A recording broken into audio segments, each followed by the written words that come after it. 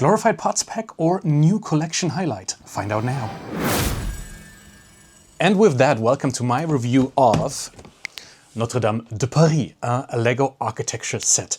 Technically my first architecture set, but not really. I built another one by the same designer. We talk about that in a second. This absolute massive cathedral is something new for the Lego group, right? They did not want to depict religious symbols before. But since this is a cultural heritage, right? It's really important for the city of Paris. It's an architectural landmark. They decided, you know what? We're just going to do Notre Dame and disregard the fact that it's obviously a Catholic church.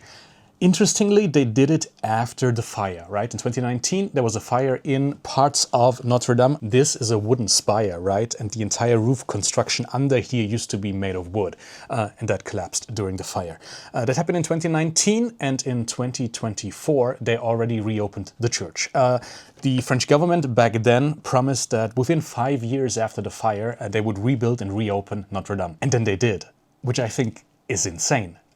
Actually sticking to a timetable when it comes to construction. That is an outlandish concept to us nowadays, but that is what happened with Notre Dame after the fire. It also probably helped that the public contributed over 800 million euros for the reconstruction of Notre Dame, which tells you, yeah, outside of it being a church, it is something people are attached to, and especially the people of Paris, I would imagine, because this is much better looking than both the Eiffel Tower as well as the pyramid in front of the Louvre. Both of those, at the time of their construction, very controversial. Notre Dame just always been a symbol of Paris. This set was designed, and I apologize now, I will butcher this name, Roch Salin Kobe, and he does a lot of architecture sets. For example, this one, which is my first architecture set, right? This is the Lego house exclusive to the actual Lego house, right? You can only buy it there, and it's a cool depiction of what it actually looks like. You can remove parts of it and then look down and see there's this tree, right? The tree of imagination, I think they call it, where you could actually, it's a staircase around it, you can go up, and then they have a couple of sets displayed along various levels, right? So that's a cool set by Roch Salin Kobe. But he also made like Camp Nou, for example, or the Colosseum. So he's basically, first and foremost, a Lego architecture designer. He also made the Eiffel Tower. If you're familiar with that massive set that I wouldn't even know where to put because it's way too big. But Notre Dame has a nice condensed footprint and actually fits on a Billy bookshelf, for example, which is cool. The set comes with a whopping 4,383 pieces, which at a retail price of $229.99 in both euros and dollars, as well as $199.99 in British pounds, that gives you a price per piece of around 5 cents. That's already fantastic, but you don't have to pay $229, right? This is not a Lego exclusive set, so I picked mine up on Amazon for $150. That effectively lowered my price per piece to 3 cents per piece. Let that sink in. 3 cents per piece, that is basically unheard of in Lego right now. That's crazy. Even if you buy really small pieces on Lego.com on their pick a brick wall, they run you like 5 cents. So 3 cents per piece, that is a steal. But is it a glorified parts pack or is there more to it? Let's check out the box. On the top, you can see part of the cathedral with the actual roof removed. On the side, you see the front of it, which looks pretty cool. The portals are permanently open, so you can technically look inside. And most importantly, this is the back side, which shows you 5 different stages of Notre Dame during its construction, right? Basically, they built this for like 900 years, which is crazy. And it's awesome to get that detail and explanation in your construction manual, which means we should probably now crack this one open. Inside, you find 34 numbered bags. There are no stickers. All the bags were paper bags, by the way. In my case, your mileage may vary. You also get this instruction manual. And if you take a closer look at mine, yes, this is annotated. There's a lot of work that goes into making a video like that. So if you'd like to support the channel, please subscribe below. But that's enough of me talking about the set. You want to see it, I want you to see it. Here it is. This is Notre Dame in all of its glory. And I mean, it looks amazing, right? Just like that, without anything that I need to mention, this already looks pretty good. By the way, here's what this side of the cathedral looks like in real life. And funny enough, Lego actually uses that exact same picture in their construction manual, right? It's right here, simply because it's not copyrighted and you You can just get it on the internet. But let's dive into the model. I'll try to pick it up just to show you that you can pick it up. It doesn't have a traditional base plate, it doesn't have a Mills plate on it, but it is somewhat stable. Technically, it consists of two different plates for the ground floor that you then attach while you build both sides of the cathedral. This little red portal is of significance because it is featured in the instruction manual as an actual red portal in real life, and that's why they included it. And this is the front where you could technically look inside of the cathedral, but I'll give you a much more detailed look on the inside in a second. We should probably start at the beginning.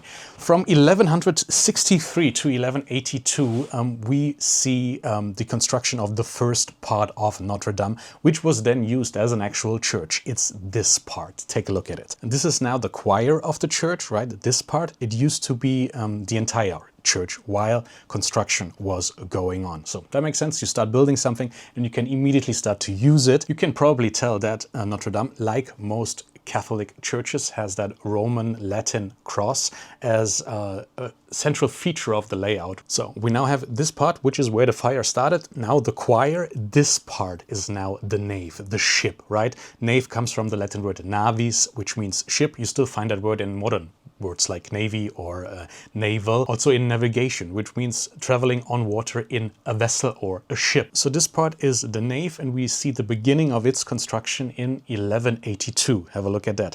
Lasted until 1200, and this is where the transformation kind of starts. This used to be a Romanesque church, it is now a Gothic church. But if you build something and you take around 900 years, obviously styles change. There were new architects, new generations of artists who wanted to leave behind some of their work, their inspiration in this building as well. So it's not a wild mix of architectural styles, but you see it transform from a Romanesque style with all these columns to a more Gothic style. Which brings us directly to the next construction period, which was the longest, from 1225 to 1786. Maybe you know that 3 years after that something happened that changed the history of the world significantly, right? In 1789, that's when the French Revolution starts, lasts for about 10 years, and that will destroy or at least alter parts of Notre Dame as well. But in that period, from 1225 to 1786, have a look at what Notre Dame used to look like back then. This is when you see the introduction of one of its key architectural features.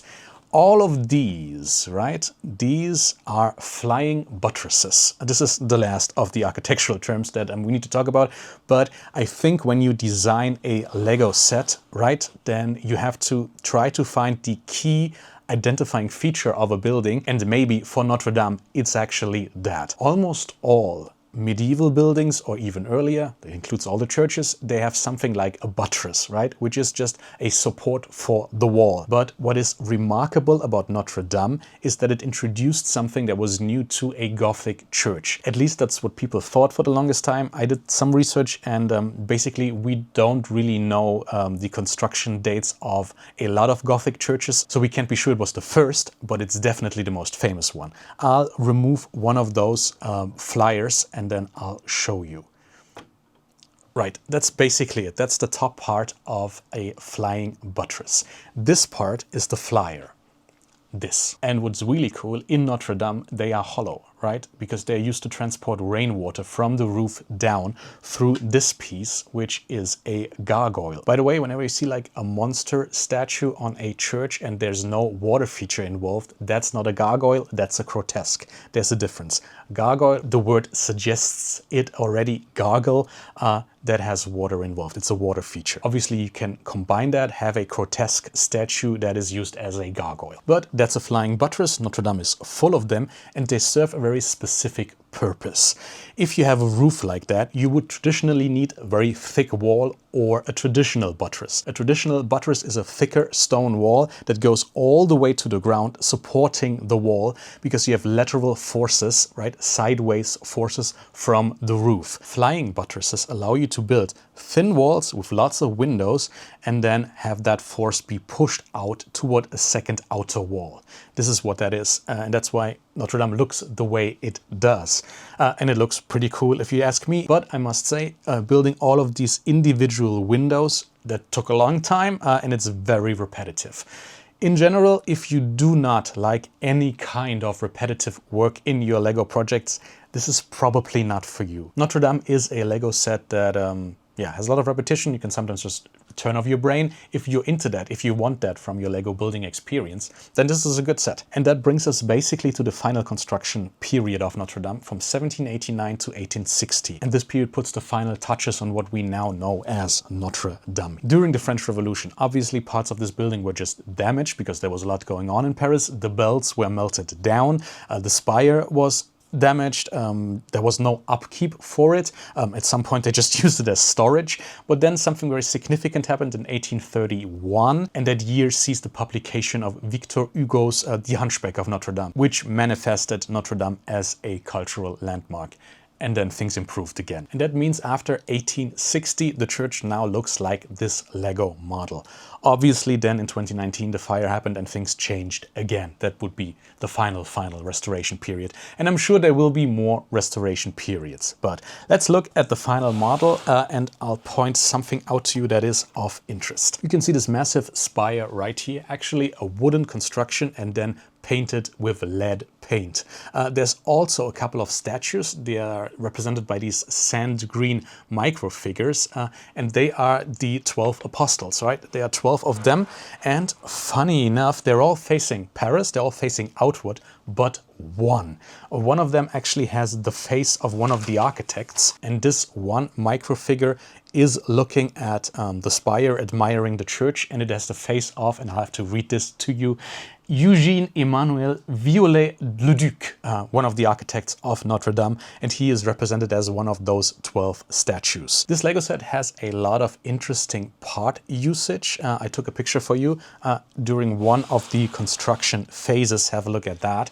And you can clearly see that there are a lot of light tan wand pieces, right? But not the Harry Potter wands, more like the magical Disney wands, something that you would probably see a Disney princess using. They are all used around there on the clock towers. We haven't talked about the rose windows yet. I said that there are no stickers, but there are also almost no printed pieces, but those are really cool rose windows. They're on both sides. There's even one in at the front, and then there's one more over here. These are hubcaps, which I also found interesting, but they look very good as part of a window on Notre Dame, on a cathedral, on a medieval building. One final cool part used in this set is under the flying buttresses, which were built using the Lego candle element, you find light tan droid arms, and a lot of them.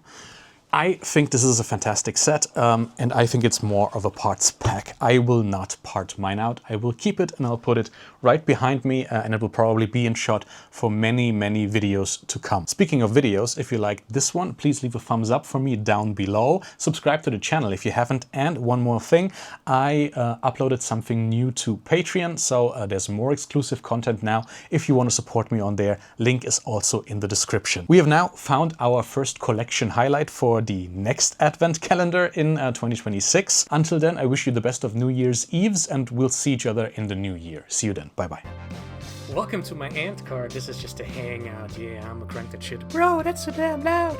It's nothing but a little intermission. Enjoy these soothing bars of utter indecision. Buddy people, you can trust me. It's an ant card. I know all those fire jokes and get you saying hard. It's an ant card. This shit ain't some voodoo, bro. I know you want to stay, but it's time for you to go.